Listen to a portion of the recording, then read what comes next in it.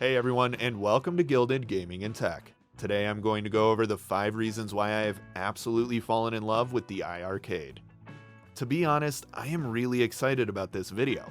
I received the iArcade for a review on the channel Cool Gadgets and Stuff, and enjoyed playing it so much I had to bring it over here to show you guys. I will have more videos coming for the iArcade, including news updates and game recommendations, so don't forget to subscribe for more content. Anyhow, let's go ahead and get started with the number 5 reason that I love the iArcade: the aesthetics and build quality. The iArcade is a really well designed machine and uses top of the line parts. The dimensions allow it to fit just about anywhere, but also has enough space for 2 full-grown adults to play side by side. This is possible because of the viewing angles on the 19-inch screen. This screen is the highlight here. Its 4:3 aspect ratio really brings old games to life, and newer titles that have been formatted for it look absolutely gorgeous. The speaker system is also fantastic.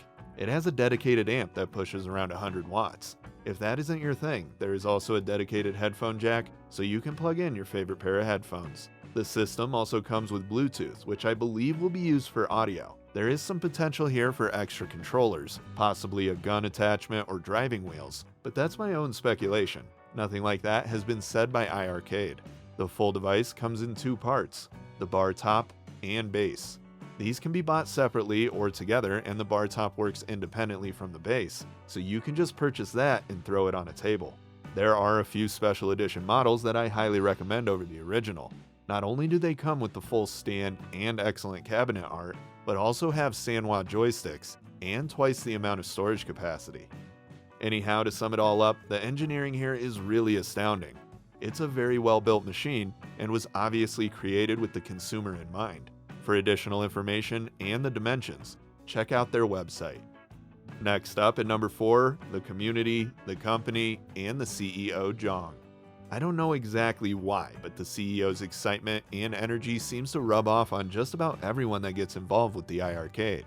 This excitement is present throughout the entire company, where they host live get-togethers, have celebrity guests, do tournaments, and giveaways. I have never seen a company do these types of things, and it's been a breath of fresh air. The entire thing seems like a close, tight-knit indie community.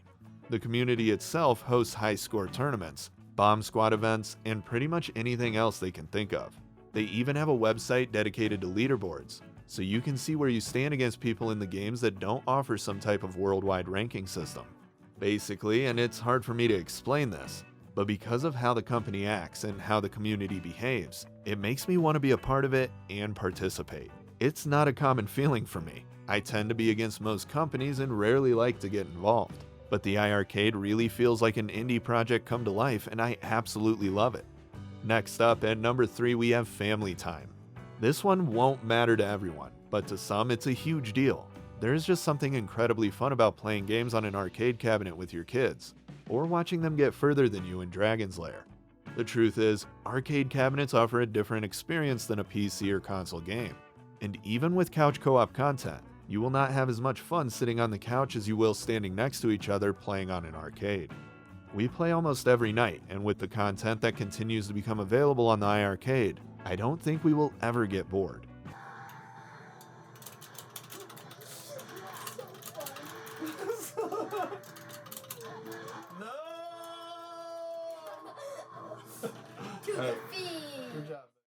That pretty much sums up this section, and I don't really have much else to say here. What I can say is that if you are looking for games to play with your family, I highly recommend some of the fighting titles, especially Rage of the Dragon. I would also look at picking up Gox, Outzone, Riptide GP Renegade, Street Hoop, Heavy Smash, and Windjammers. There are a ton more, but these are the games that we find ourselves consistently going back to. For high score competitions, Dragon's Lair is a hard series to beat. The base cabinet comes with 11 games to start, I believe, and you have to purchase the rest. I am sure you can tell that this is going to be a point of contention, but for me, it's actually the number 2 reason that I love the iArcade. Look, many of us understand what ROMs and emulators are, and we know that in order to get the original complete content without mods or issues, it generally needs to be either from the original developer or publisher, or from someone who owns the rights to the game. This is not the case all the time. Many games are better with community updates or mods, but that's not what I'm talking about. I'm talking about arcade cabinets that come with 3,500 games, most of which are duplicates, hacked, or broken ROMs. The iArcade is different and gives you the opportunity to own the original licensed content. This means that not everything is available, and that you will have to purchase the games yourself. It also means everything will work, be tested, and formatted for the iArcade. Right now, most games cost between $5 and $20, with some falling right outside that range. Not all arcades use emulators. Companies like Arcade1Up have some solid units that are well worth checking out. I am personally interested in their original Mortal Kombat machine that comes with the first 3 games. With that being said, is there a chance these games could end up on the iArcade? Absolutely. And that leads me to the number 1 reason I love this machine: the updates. In the words of Jong, anything is possible, and stay tuned, my friends. I cannot tell you how many times I have heard this during the live Q&A hosted every week on YouTube and Facebook. Normally this would be cause for a serious eye roll. I mean, a CEO not giving any information but telling us anything is possible seems asinine. However, with Jong, I believe him, and this is because he has backed those words up time and time again. They most recently added Kung Fu Master to the lineup. I am super excited for this one and can't wait to get my hands on it. Kung Fu is not the only game to come over to the iArcade that has surprised me. Sega's lineup is here and frequently releases classic games you can't find anywhere else. That game I brought up earlier, Rage of the Dragon, is another title that is pretty hard to find. It is technically an unofficial sequel to the Double Dragon series. There is a lot of history here, and the game isn't officially a Double Dragon game or anything, but it definitely was supposed to be.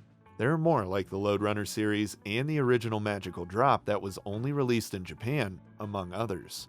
This isn't just limited to retro games either. As I said, Dead Cells is here along with a ton of other newer indie games like Evoland 1 and 2 and Reventure. My point is, the iArcade community and reach is growing, and as it grows, their ability to acquire certain licenses will become stronger as well. This honestly gives us a the sky is the limit type of situation, and Jong knows it. It's all truly exciting, and I have seen it in action multiple times. Alright, well that concludes this list. Having this machine has been a blast, and I am excited for future updates. Playing these games has reopened my love for retro gaming, which you will see reflected in my channel. I am going to start a series going over retro PC games, and which ones are still worth playing today. Anyhow, thanks for watching everyone, and I will have more content coming soon.